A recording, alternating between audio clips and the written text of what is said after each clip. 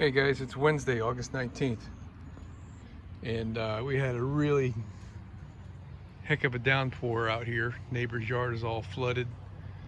Their pond is full up to the yard right there. I probably got some standing water in my front yard too, on the other side. The Reflectix held up with just the two snaps on it, one there and one at the other end. I'm thinking I'd like to make a little bit of a something or other to pull this edge out just a little bit so we can get light in. I'll work on that later. But anyway, we were in here trying to get motivated to do something. We got a water leak. There's a drop spot like right there, and it dripped to that. And there's this was wet on the edge right here,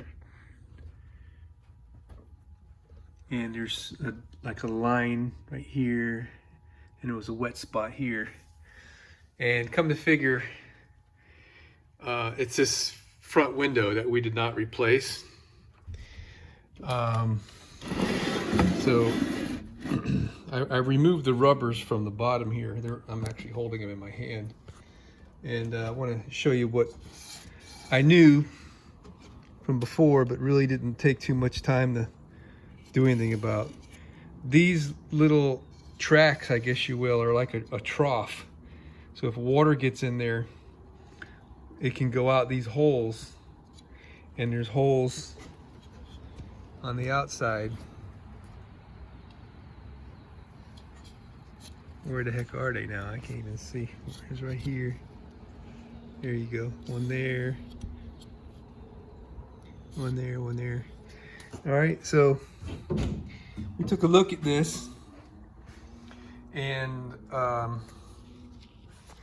these rubber tracks, I'm trying to do this with one hand here. They've got these slots in the bottom.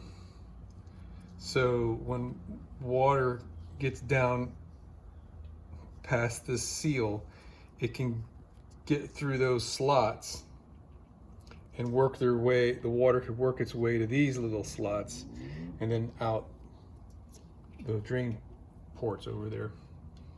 So what we saw was the bottom groove in this thing was just packed full of dirt and goo and crud and stuff. I blew out with the air hose, and I got it all over me, and it's all over the bus.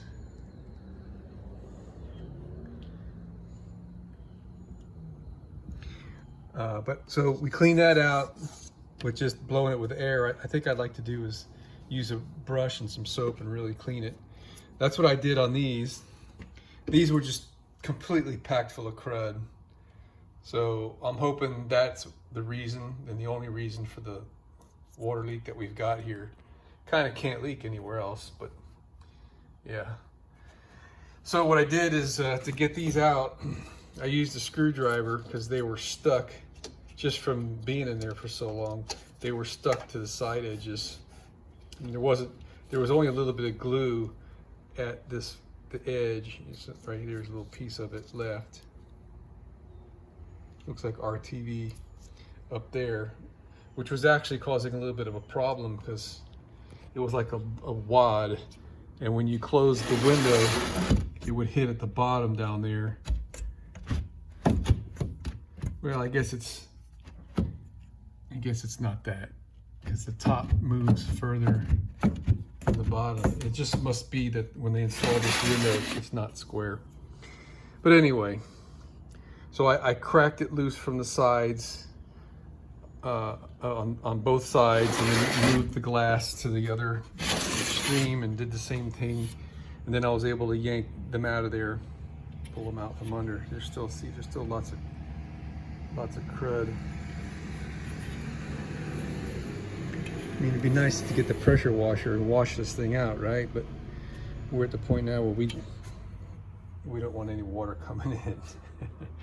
So we're just gonna have to, I guess, wipe this really good, And one of the bummers,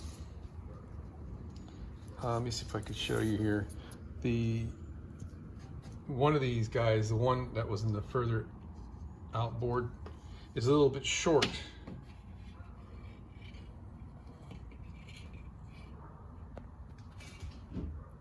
I guess it shrunk from being out in the sun or whatever. And the one further to the outside got more sun. I don't know what the dealio is with that, but I guess it really doesn't matter if it's short as long as all the drains are open. Probably, I should probably think about making sure that the felts are all the way to the back.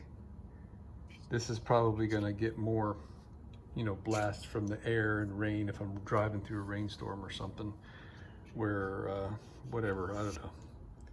So there's one of them in here on this groove, because this side is the one that this door is supposed to stay back, and it fits in there kind of good. And on this side, it's only got a rubber on here on this side.